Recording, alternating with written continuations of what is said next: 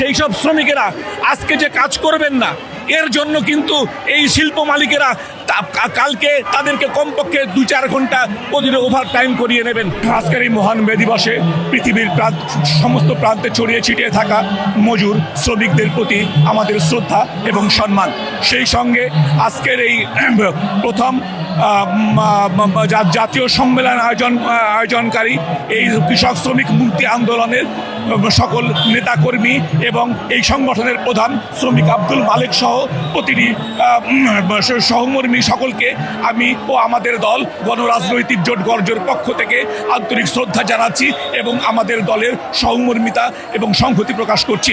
এটি আপনিও জানেন, আমরা জানি যে কোনোভাবেই কোনো শ্রমিকের অধিকার দেশে প্রতিষ্ঠিত হয় নাই। যেমন দেখেন আজকের দিনটিতে, আজকে একটি ছুটির দিন, এই দিনটিতে আপনি দেখেন যত শ্রমিকরা অর্থাৎ যারা কারখানায় চাকরিরত নেই, অর্থাৎ বাংলাদেশের মাত্র সমস্ত শ্রমিকের 10% শ্রমিক শুধুমাত্র কোনো কারখানায় মিল কারখানায় চাকরি করে, যারা হয়তো বেতন পায়। আর 80% থেকে 90% শ্রমিক তারা দিনমজুর, তারা দিন আনে দিন খায়।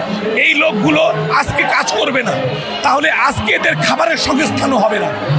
যে শিক্ষা শ্রমিকটি বা যে নির্মাণ শ্রমিকটি আজকে কাজ করবে না, তা সে হয় আজকে না খেয়ে থাকবে, না হয় অন্য কারো কাছ থেকে ঋণ নিয়ে আজকের খাবার জোগাড় করবে এবং এই ঋণ শোধ করবার জন্যে আগামীকালকে আরও ভোর থাকতে তাকে কাজে নামতে হবে এবং আরও বেশি রাত পর্যন্ত তাকে কাজ করতে হবে। তারপরে তাকে আগের দিনের এই ঋণ শোধ করতে হবে এবং পরের দিনের খাবার সংগ্রহ করতে হবে।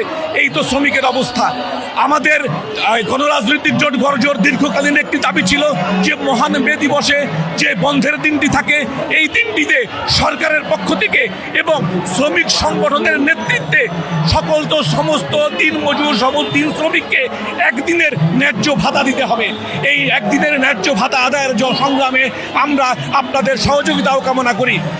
একই সঙ্গে আপনারা দেখেন যেসব শ্রমিকেরা এই বিভিন্ন কলকারখানায় কাজ করেন, সেই সব শ্রমিকেরা আজকে যে কাজ করবেন না, এর জন্য কিন্তু এই শিল্প মালিকেরা কালকে তাদেরকে কমপক্ষে 2-4 ঘন্টা প্রতিদিন ওভার টাইম করিয়ে নেবেন এবং এই ওভার টাইমের জন্যে যাদেরকে অতিরিক্ত টাকা দিতে হয় এটি তাদের মাথায় থাকে, যে কারণে তারা প্রতিদিন হয়তো তাদের শ্রমঘণ্টা থেকে কিছুটা সময় কেটে নেন তাদের দেরিতে আসার কারণে অথবা কোনো একটি কারণ দেখিয়ে একইভাবে তাদের বেতন কম করে ধরেন, যাতে করে তাদেরকে এই ওভার টাইমের পয়সাটি তাদেরকে পরবর্তী সমন্বয় হয়ে যায়। তারা কোনোভাবেই শ্রমিকের স্বার্থকে চিন্তা করেন না, অথচ প্রতিটি শ্রমিকের রক্তেই তৈরি হয় একটি প্রতিটি উন্নয়ন, আর প্রতিটি উন্নয়নই জাতীয় উন্নয়ন, আর জাতীয় উন্নয়ন মানে দেশের উন্নয়ন।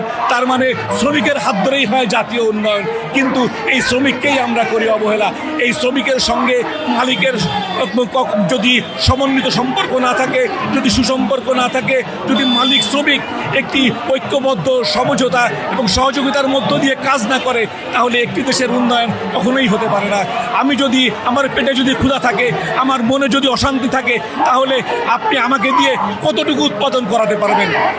একই সঙ্গে একজন শ্রমিকের সঙ্গে একজন মালিকের যদি সুসম্পর্ক থাকে, তাহলে তাকে তো আসলে ওভারটাইম করাতেও হয় না।